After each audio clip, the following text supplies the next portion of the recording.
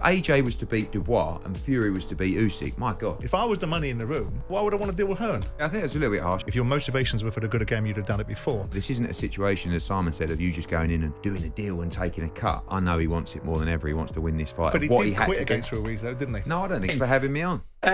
You've come up to the 17th floor of the news building, but you've come up mob-handed.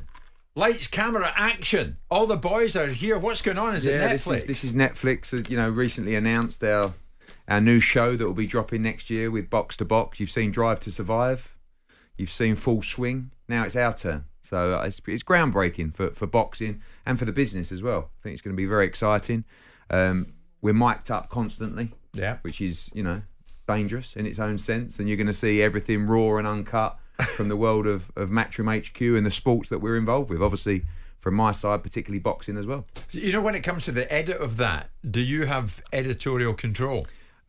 We trust Box to Box, but, you know, you can imagine the conversations that take place, you know, I mean, and, you know, we've got a relationship with them where this is the first of many series planned. So, yeah, we'll be working with them to make sure, you know, we don't want to make this is not a promotional vehicle just purely for Matchroom. This is compelling viewing, and this has to be a great product like Drive to Survive. So I approached these guys. When I first saw Drive to Survive, I thought we have to do something like that for boxing, because I feel like, you know, if you enjoyed that, if you enjoyed Full Swing, this is going to be on another level. So, yeah, raw and uncut, but...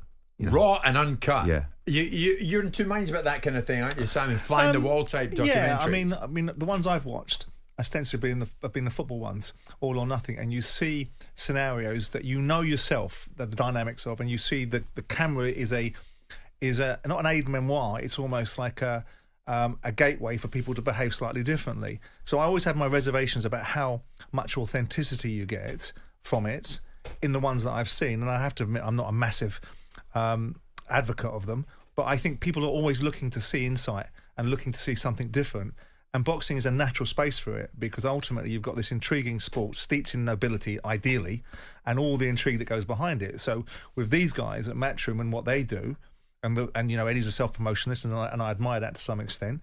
This is a good vehicle for doing it through. And Netflix, I mean, come on, if you can do a series with Netflix, you're securing opportunities for representation in all different spaces. What's the time? At Home with the Hearns, what are we calling it? The Greatest Showman. The Greatest Showman. It's actually, it's not just, you know, I was quite disappointed, it's not just about me. It's about actually the characters within Matchroom. Obviously, my old man as well. But people like Frank Smith, Emily Fraser, Matt Porter, who have migrated through the business from the ages of 15, 16, 17, now running their own departments. And making the tea. Yeah. And, you know, Frank Smith, you know, amazing, 16 years he's been at the business. You know, right. a young man that came in making teas and delivering pizzas. Now he's a multi-millionaire. So good luck to the boy. He's grafted his socks off. I mean, Eddie, when you look at it, the 21st of this month, Wembley, a sellout. Thousands, 95,000 plus.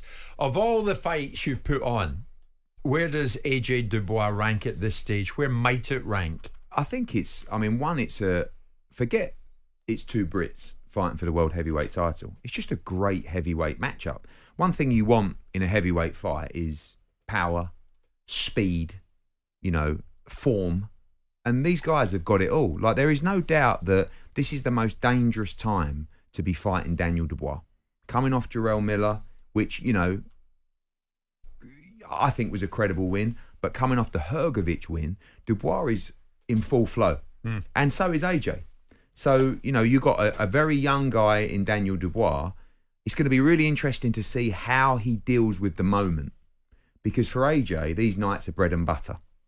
And I know that Dubois has boxed Usyk in Poland, but this is different. Walking out 96,000, the plans that His Excellency has for Fight Week is going to blow your mind. I mean, I don't want to give it away, but it's going to be such a huge moment for Daniel Dubois that you have to be made of the right stuff all week. The pressure, the build-up, particularly on fight night, the ring walk, the moment. Yeah. And I think with Daniel, whatever the game plan is, will probably unravel very quickly, which might make him even more dangerous, because he might just go for it.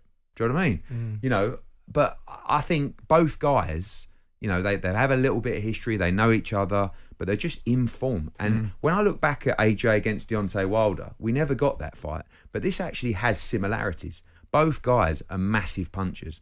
Both guys are fast. And both guys have the ability to turn your lights out at any moment. Do you think Daniel Dubois is world level, Simon? I think he's beaten Hrgovic. So you have to say he's at world level. I think Eddie makes the most salient point. You saw Dillian Whyte, in my view, shrink under the magnitude of the fight that he had with Fury in terms of the scale of the experience, the level of the fighter that he was fighting against. And it will be an interesting one because I thought Daniel Dubois got phased walking into an empty room against Joe Joyce. And that's a long time back now. And if he can handle the experience, because the scale of 95,000 people, all that goes with it, and in with somebody that knows his way around this. Every time Joshua, and I've been a critic of Anthony Joshua's, but watching him walk into a ring, the auditorium goes up, the expectation level goes up exponentially. So him being able to handle that pressure and manage himself through it, sometimes he has, sometimes he hasn't, but most of the time he has, is a massive, massive difference that Dubois hasn't experienced. So my tip is Anthony Joshua to win this fight, but I think it's such a fascinating fight because both of them can really whack. I do still think that despite the rehabilitation of Anthony, from not just my thought processes, more knowledgeable people that have spoken about the feelings that maybe the lights had gone out, that he wasn't prepared to go into the dark places, and the fights that he's had, he hasn't had to yet. The question for me, and I made an observation about it, which Eddie's commented on previously about the PTSD situation, is what did you say there? When he does get whacked, is he going to go where he needs to go to do things like he did against Klitschko, which was go to a very dark place, pick himself off the floor, and have the absolute resolve? I don't think that question's been answered or asked yet, and it may get asked by Daniel Dubois, and then only then you'll know if he's the Anthony Joshua prior to Eddie Ruiz and Simon's Usyk. previous PTSD comments. In other words, can Anthony take one on the chin from Dubois and crack on, or does he hit the canvas and it's good night, lights out? Did you think there was relevance in what Simon raised? No, I think, you know, people always look to debate a heavyweight's chin or their resolve. I actually think Joshua has a good chin. You know, I think when we look back, it's only really the Andy Ruiz fight, which, you know, he didn't have the best preparation. It was 3 weeks out, but he got hit on the top of the head and he never really recovered. Went down, got up about 4 or 5 times, got beat that night. He took quite a decent shellacking off Usyk in the first fight, and particularly in the latter stages of that fight.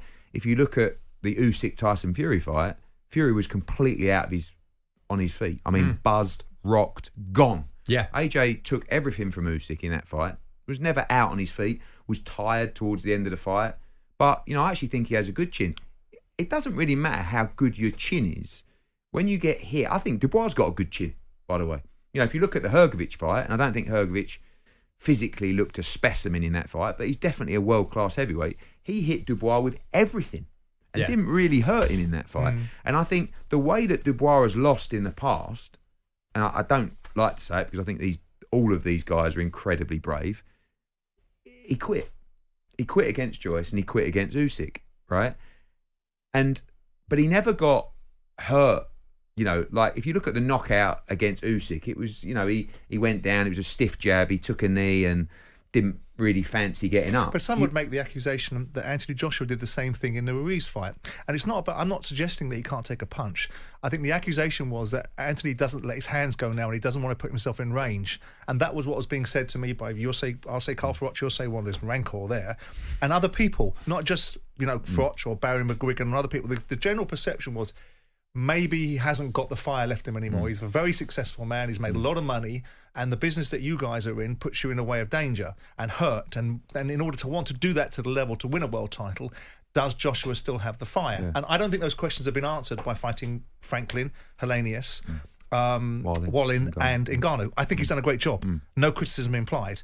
I think there may be a different challenge in front of him with Dubois, and only then will the full rehabilitation of Anthony Joshua be answered that, hang on, he still wants it as badly as he did once upon a time. Yeah, that's the question. I get that. I think you have to show that in the ring, but I think the fact that, you know, I know he wants it more than ever. He wants to win this fight so desperately, and the stage that he's at in his life, the financial stage, the fact that he's there, putting himself in the hard spars time and time again. Like he has a big desire.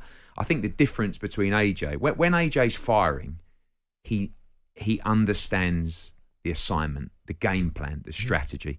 And when I look at Ben Davies and Lee Wiley, they've done such a good job because he's been lost in fights before. When he was trying to get his corner right and his training team, the Usyk fight, particularly the first fight, he never really could input that data but of what he did had quit to against do. Ruiz, though, didn't he? No, I don't think so. Absolutely But not. I mean, he kept getting up. But he quit no more than Daniel Dubois. Daniel Dubois had a shattered orbital bone. No, but did he?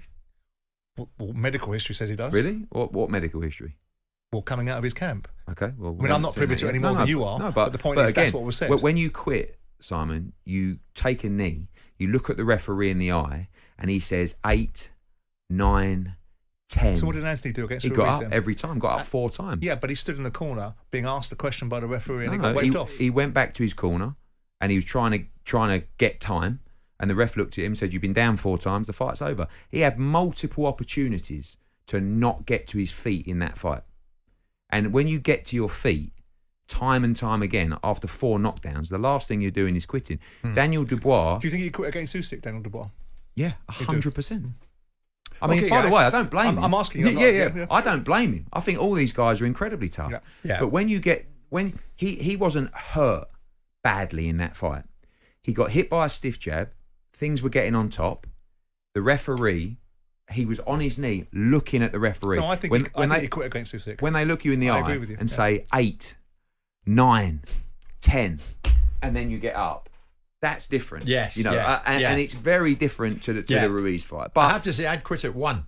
So would I don't blame these people. people. We're going to talk about the undercard, which is fantastic to say the least of it, and the event itself. Stay with us, Eddie Hearn, live in studio. Yesterday, the man at the top of Saudi boxing, the man who's made all the big fights of late, Turki Al Sheikh, joined us live from Riyadh, Saudi Arabia.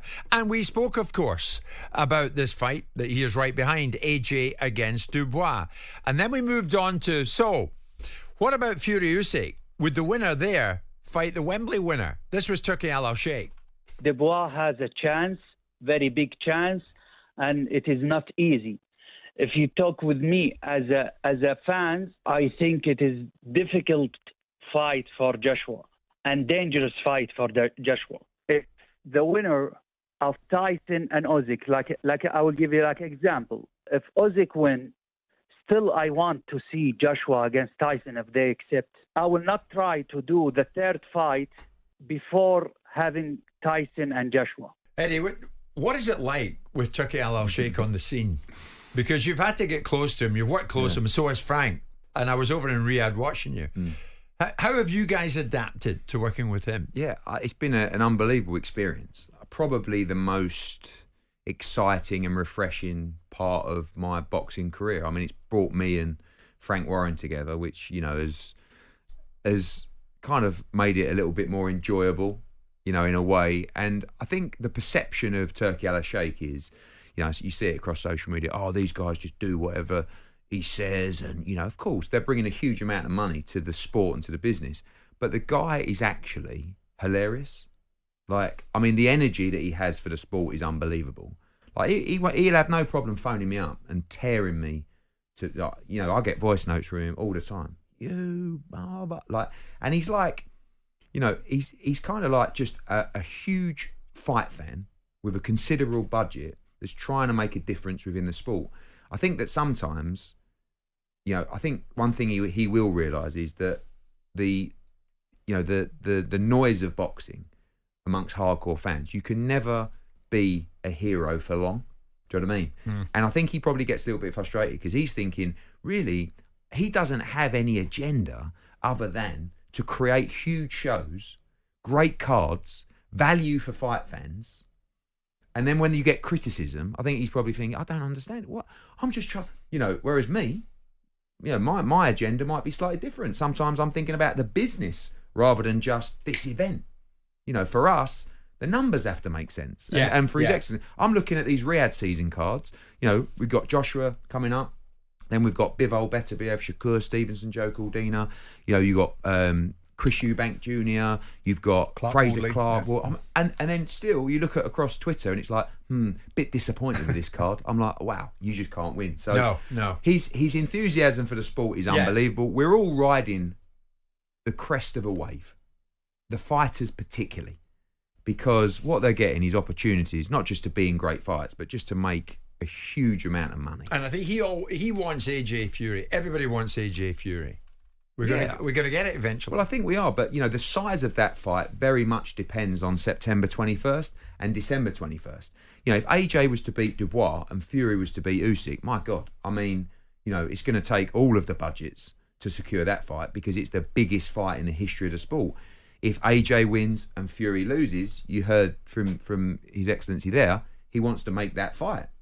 If AJ loses and Fury loses, you'll probably still see it, depending on the desire. I think that we're always going to want to see that fight. The nature of the defeat would certainly. That the problem is, if they both lose, the value of that fight reduces, and then both guys look at it and say, "Don't need that fight." I don't. Will Fury leave the sport? What will AJ do? Who knows? And I just, I really feel that AJ's going to do the business on September 21st, and then it's all going to go over to the Gypsy King. But can he resurrect and win Eddie, that fight? if Turki Al-Sheikh had not come on the scene, would you guys have ever get AJ Fury together? Because it seems you were incapable of doing it. I think if he's talking about doing it. I think if His Excellency was around 2 or 3 years ago, we already would have seen AJ Fury, maybe twice. Do you know what I mean? Because what's happening is he's doing a great job of being that middleman. And now, of course, I can make fights with Frank, and we're all working together in a better capacity. But he will sit in the middle and do a deal with Anthony Joshua and with Tyson Fury without the two coming together. And he'll do it with a considerable budget, which makes a massive difference when you're talking about making fights. I mean, if you look at the upcoming Bivol-Beterbiev fight, that fight would have never got made without His Excellency. Because but if he can't come on the scene with the money he brings, you and Frank would still be squabbling, wouldn't you? Yes, for sure. You wouldn't be together. No. He'd still be a rival of yours, and you'd be a rival of his. There'd be no doubt. When he brought myself and Frank Warren together, it was a reluctant handshake where we almost both looked away and, spat on the floor and said, "Come on then, let's do this for the good of the sport." Now, we're having lunch together. We're planning the next 5v5. Did you do it for the good of the sport, Eddie, or did you do it, as Simon would say, for a considerable bag of money? We did it for many reasons. One was the considerable amount of money. The other was the opportunity for our fighters, which we could definitely not turn down, and the opportunity for the sport, in all honesty. Because when I sit there with His Excellency and Frank, and we're all in the room in Riyadh, and he's planning out this stuff, our breath is taken away by the plans that we're seeing and the cards that we're seeing. Because, we've dreamt of being involved in nights like this. And we're seeing these huge... Don't forget, Riyadh season is less than a year into its pomp. And we've had Fury against Ngannou, the Day of Reckoning, AJ against Ngannou, Fury against Usyk, AJ against Dubois, Bivol against Beterbiev, the LA event we did with His Excellency, Crawford against Madrimov. Unbelievable. So that's in like 10 months. So Turki Al-Sheikh and his money sent a message to you and Frank. That's enough now. All this nonsense and bickering. Shut up, get together, and get on with each other. Exactly. And now we'll do business. Exactly what happened. And the great thing about it is, although, you've seen Matchroom and Gold Star and Queensbury, had that kind of central, he doesn't care what promote, he wants to work with everybody. He just looks at the individual fights. So sometimes you might have 3 fights on the card. You might have the main event. You might have 1. Sometimes you might have 4 fights on. But he never goes, "Oh, we must give Eddie 3 fights or Queensbury 3 fights." He goes, "Oh, I like that fight," before he thinks about who represents the fighters. Right. And that's where the beauty comes in. I'm going to hear from you the other side of the break. You've been remarkably quiet and very well behaved, Mr. Jordan. Because after the break, with Turki Al-Sheikh and all his money on the scene, it begs the question, do we need promoters like Hearn and Warren? Sorry, Eddie, but we will blimey, ask Jim. that. 11:30.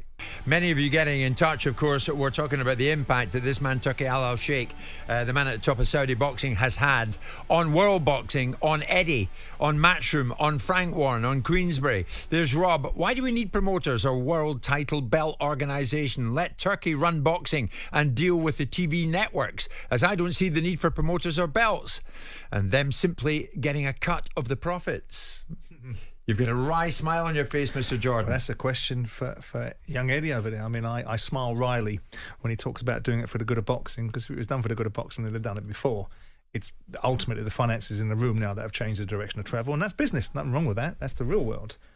It's an interesting one because when you replace the establishment, you become the establishment. And Turki Al Sheikh speaks in a way I think is quite interesting and quite refreshing. I think it should be questioned. I think it shouldn't be just be taken at face value, the motivations behind it and what's going to happen with it. And that's what I like to do at times. We're in a halcyon period. These guys are getting fights made for them. They haven't got to do much. Just turn up and people can point at how much money they want to give them. That's, to me, not much of a skill set. And it does make me wonder whether the end game for these guys with the Saudis is to look and say, well, what do we need these guys for? They're glorified agents. What do we need them for? We can own the fighters. We can talk direct to the fighters. We can have the relationship. We're the money. If I was the money in the room, unless there was a bloody good reason, why would I want to deal with Hearn and Warren? If I've got the ability to turn out their lights economically, what do I need them for? Eddie, you're a glorified agent. Yeah, I think that's a little bit harsh. I mean, we've got a huge business of running global sports. And, you know, the ability runs deeper than being a glorified agent and a deal maker. I mean, there's so many elements that go into the production of a major show.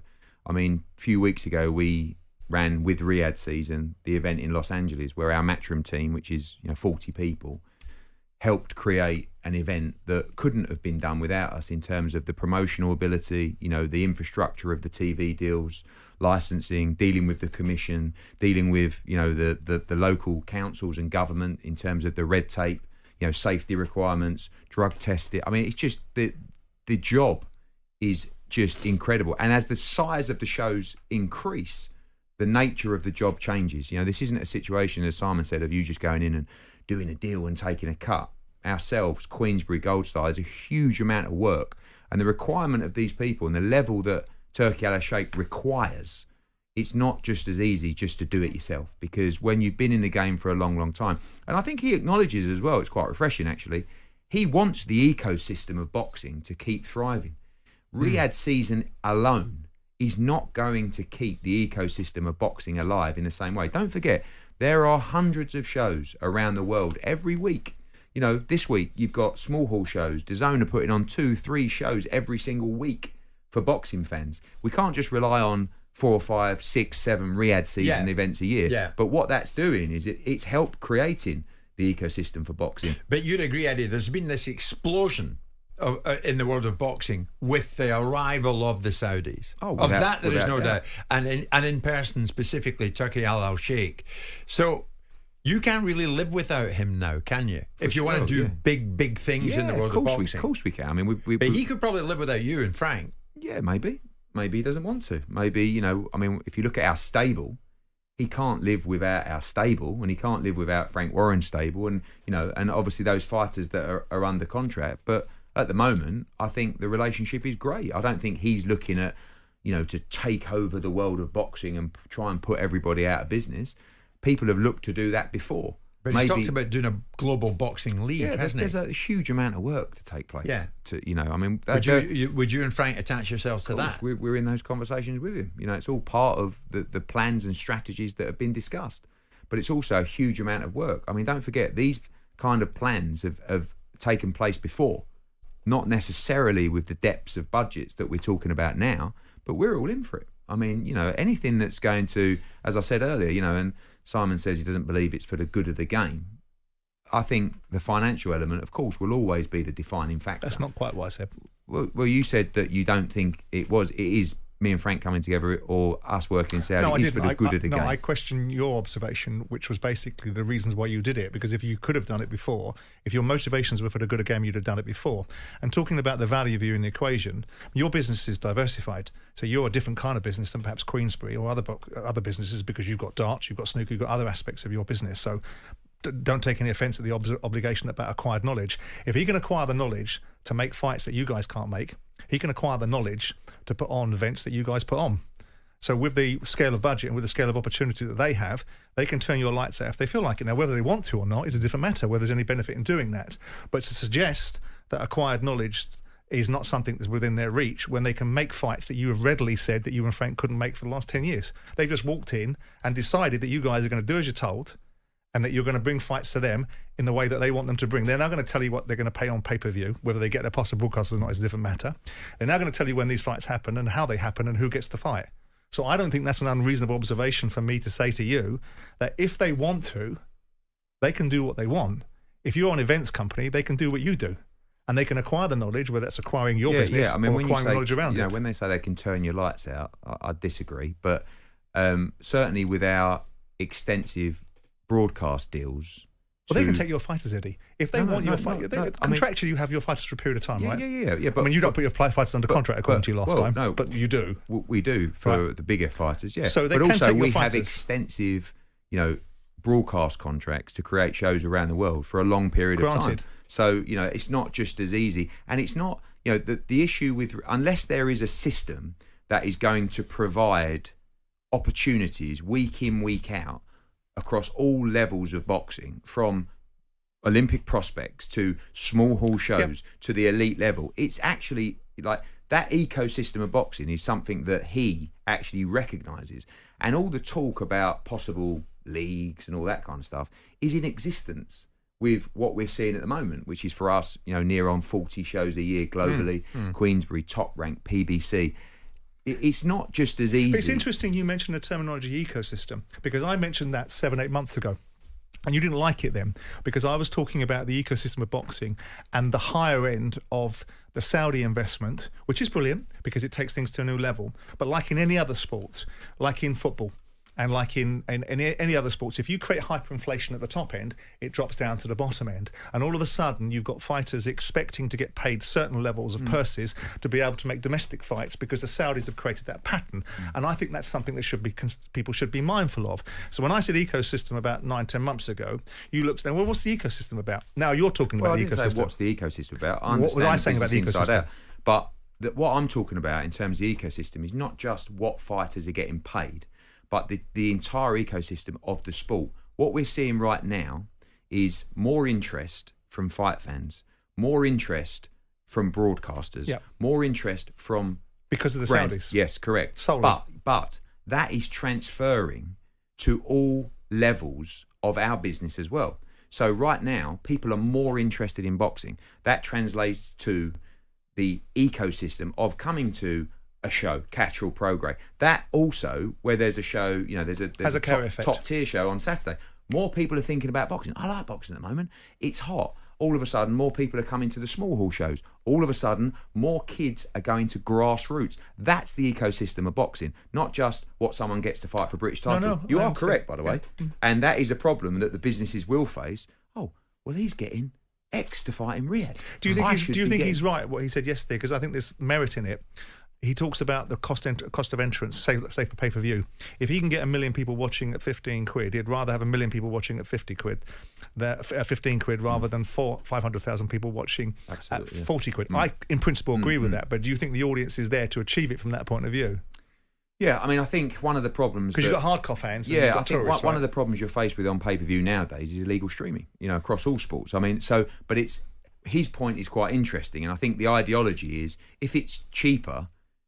You won't illegal stream. Listen, we're going to head to another break, Eddie. Before we do, are you glad that 2 has become 3? Because Boxer and Benn have come to the Saudi table. Is that good? Do you welcome him in there? Absolutely. I mean, everything, depends on what fights you've got. There's been other cards where we've had, I think the last show, we had 1 fight on the undercard. Obviously, we've got the main event, September 21st. We've got the main event on October 12th and the co-main. And for us, my priority is to make sure we have the best schedule and best talent on DAZN. They are our principal broadcast partner. And now, with other promoters coming to the fore, we're able to have Chris Eubank Jr. on DAZN, Fraser Clark against Wardley on DAZN, Ben Whittaker on DAZN. Right. So, honestly, I think it's good. And no one's going to... But despite stuff you read, no one's trying to stop anyone from getting in. Frank Warren, when AJ came into the Riyadh season, that in turn helped. How does that chime with the inability for you guys to do business for the last 10 years? How does that mentality chime with, say, letting Shalom into the equation, who's with Sky, which is the blue chip broadcaster, and you've not been able to do business with Frank, so by definition you've denied one another's opportunities. So how does that now chime that you'll be welcoming Benn into the equation? Because of how we've seen the whole thing work, and with the reality of His Excellency. You mean the paymasters have decided that? Yeah. No. He has decided, and we have, by working together. Or did Turki Al Sheikh decide that Ben Shalom joins the party? Of course he did. I think he looks at the fights. We all put the fights together. Right. He would have watched the Wardley Clark fight and said, that was a great fight. I'd like to put that on. So did you say to Frank, the Saudis want Ben Shalom in? We disagree to it. That's not even a conversation, because we've seen with Top Rank, with Golden Boy, with Dimitri Salita, he's working with a dozen promoters. And if he likes a fight, he doesn't care whether they're with Eddie Hearn or Jim White. It's going on, and he's not saying, let's give Boxer some opportunities. Let's give Matchroom some opportunities. He's just going, I like that fight. Yeah. I mean, he watches everything. So much to the point, probably the great example is Mark Chamberlain. Yeah. A guy who he watched. Who's his favourite fighter. Right? On Frank Warren's show. All of a sudden he went, I want Mark Chamberlain. Now, I was in the room when we had that conversation. He didn't know who represented Mark Chamberlain, but Frank was the lucky guy who did. But he'd already made the decision. Whoever Mark Chamberlain was with, he's on the card. Right. So I think we're all doing so well and things are so good. It definitely changes the perception of letting people in, because we don't have a choice to let You've people changed, in. haven't you? I have. Do you know Pieces what? broken out. I mean, we're absolutely on fire at the minute, so it's a lot easier to be more relaxed. But I think the softening of the relationship with me and Frank, listen, for years it was like this, and it's quite refreshing to actually pop down Scott's and have a couple of oysters and Dover sole with Frank. We'll take a quick break, and then all eyes on the 21st of this month. The man at the top of Matchroom Boxing, Eddie Hearn, has been with us. It's been a quick hour, hasn't it? Many people getting in touch saying, come on, you two, go at each other's throats. What's up with you, Simon Jordan? What's up with you, Eddie Hearn? Jim White, get them going. You're not doing your job. Well, I don't know. Losing your touch, Jim. Peace has broken out, hasn't it? We're chilled these days, What can I tell you? Yeah, and it's good to see. But we're always, I think, we don't have any, major disagreements on much at the moment. But over time, whether it's today or whether that's in a couple of months, they'll always, I think, we're passionate about our sports and also our opinions. But I think right now, there's not a lot to argue about other than who's going to win fights. Yeah, right. And, I think sometimes it's good to bring it back to earth about, the position we're in for boxing at the moment, which is ultimately we're seeing fights that we've struggled to see in the past. Well, that's right. I mean, Matt from Hove is a bit tongue-in-cheek, or is he? For the love of God, Jim, spit it out to Eddie. Turki Al Sheikh says jump, and Eddie and Frank say how high? Basically, yeah. I mean, I don't understand. People, it makes me laugh. People try. I saw this with the golf, when Saudi come into the golf, and I saw all these people, these players coming into press conferences. And they all sit there trying to justify the Live Tour and saying, what it is, it's just the format. I mean, it's incredible. I mean, and basically my position is absolutely I am going to dance to his tune for the opportunities for boxing, for my fighters, for my business. Well, unquestionably, which Simon just said off air there. But by the way, at the same time, if we don't like something or we don't, we're not. You'll flag it up. Listen, would you have been such a pushover with him?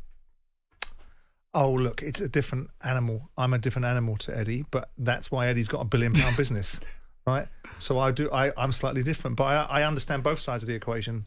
I've looked at them. I do laugh about the necessity to refer to somebody as His Excellency in every single conversation who doesn't particularly want to be referred to that himself, because he's already told us that.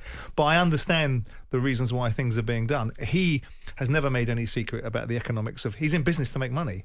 So the best thing to do is, if you can have an argument, if someone's going to be able to accuse you of being in it for the money, just say, yes, I am.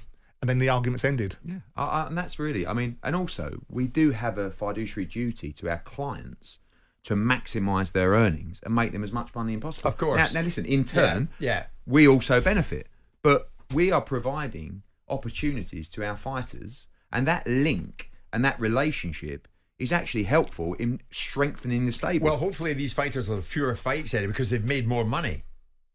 And they avoid going into danger further down the line in their careers because they've made the money that they wanted to make, or more of it. It's a small sample size, Jim. You know, when we talk about the famous now ecosystem, it's a very small sample size of fighters that are getting the benefit of Riyadh season. Fantastically so. It's still going to drip feed through the business. Sure. But you can't just, as a fighter, and this is the danger of some fighters going, oh, well, I spoke to someone and that apparently I'm going to get on the Riyadh season show. So I'm going to sit out at the moment. And 10 months later, because, you know, there are a lot of conversations. But you're in a wonderful position with your increased fiduciary responsibilities of being able to increase your profits, to be able to pay your fighters more anyway to make fights, won't you? And that will help us strengthen, which is something that needs to happen. You know, we're looking at the moment at the UK market and saying this is a really interesting time, actually, for the product. And the product, actually, in my opinion, has to change in the UK.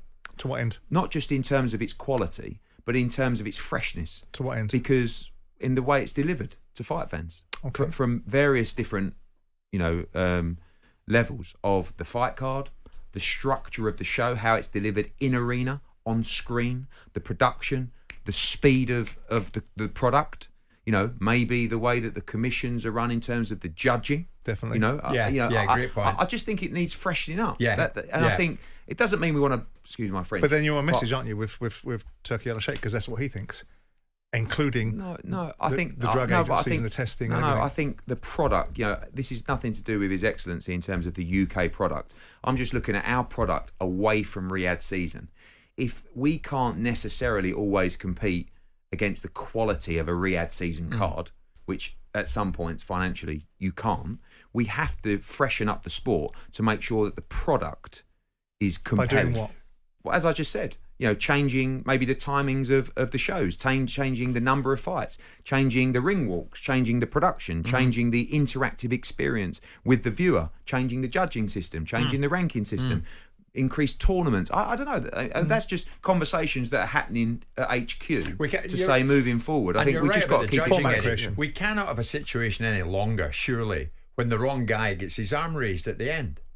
We can't have that. Yeah, I mean, also, what we're seeing so much of lately, we had a show in Los Angeles on Saturday, and 3 judges' scorecards were 100, it was actually a female fight, 100 to 90 to one fighter, 97-93 to the other fighter.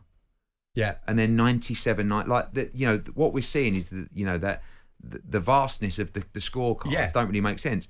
I like, and I know this is a bit of a curveball to throw in, the WBC have a rule which is open scoring, which only applies to commissions that allow it. British Boxing Board of Control, not one of those commissions. And there aren't many that allow it. But after 4 and 8 rounds of championship boxing, over 12 rounds, the scores are given to the corners, to the broadcaster, and to the public. So you know where you are this after is what he's 4 got and to 8 do. rounds. Great so you might be in a situation Yeah. at the end of the 8th round where you feel like, or the corner feels like, you're controlling the fight. But you're also making scoring part of the entertainment in terms of bringing it as an entertainment product. Just wanted to ask you, Eddie, because it's a thorny subject. When you look back on where Conor Benn's gone over the last 2 years, how do you reflect on the journey that you were in part of? Because he's now 2 years down the line. He's not got his career back. All the things that we talked about manifesting themselves have manifested themselves in terms of where he is. When you look back at that situation, do you look back on it with any regrets? I think the only part that I've played in the situation was in the moment of that fight. A lot of the stuff that's taken place after, around the appeals and the cases and, you know, the legal strategy, hasn't really been something that I've been a part of. I think Conor's made some mistakes. I think sometimes in boxing, and this particularly is a situation with the Ryan Garcia case, if you go and almost, plead your guilt almost and say, oh, you know, but not the problem with Conor, because I admire him for this. He was never willing to go and do a deal, right? He was actually advised by people who, you know, I won't go into, who said, hey, what you should do is you just go and have a conversation with them. Tell them you did this. You'll be back in a year. you know, for sure in 2 years under UKAD's rule. But Conor says, no, I'm not doing that. I've done nothing wrong, and I'm going to fight this. And the problem with fighting it is he's made some mistakes along the way. It's cost him an absolute fortune. He has boxed twice in the 2 years, but in America. But we are now, you know, you look at Ryan Garcia, gets a year, and, you know, by going in and going, sorry, guys, you know, how are we going to solve this? But Conor's always refused to do it. And I do admire that. But yes, made a lot of mistakes in the process. And now to a point where we are over 2 years since that test. If he would have gone originally, he would have been fighting this summer anyway. But when does he fight again? Well, I mean, that's going to hopefully be announced in October. But we're, you know, whatever way you want to look at it, however it's played out in the next month, it's imminent because it has to be. Eddie, it's 12 noon. We've got a bulletin at 12 noon, but I'll give you the final words in a sentence or two. What we're going to see in the 21st at Wembley. AJ Dubois. You're going to see one of the most remarkable heavyweight stories of our generation. A man that has single-handedly changed the sport. People say to me, who's the next AJ? The answer is there will never, ever be another one.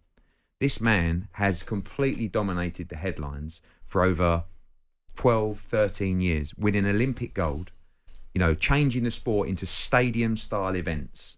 One of my good mates, and I'll tell you something now, one of the nicest blokes and most genuine, honest people you will ever meet. Loyal to the core, hardest grafter, you know, meticulous in every aspect of his craft, his preparation. He's never had a day where he hasn't given it 110%. Never had a training session where he hasn't given it his all. This man should be a national hero.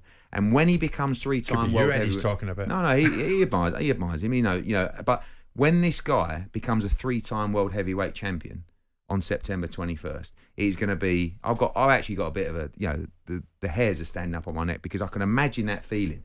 This is everything to us and to him, and he is such a great man. I cannot wait for him to get his moment at Wembley Stadium. Okay, and after that, we're going to be undisputed. We told you all along this is what's going to happen. And when he does, it might even be the moment when I light up the la-di-da and then disappear to a desert island. Oh, maybe only for a couple of weeks. But it will honestly be the moment that, you know, the experience that we've shared with AJ has been incredible. Eddie, thank you. And I will back this guy till the end. Have I finished now? Thank you so much for that. That was great. Peace has well and truly broken out. And we loved it. Eddie Hearn, live on TalkSPORT.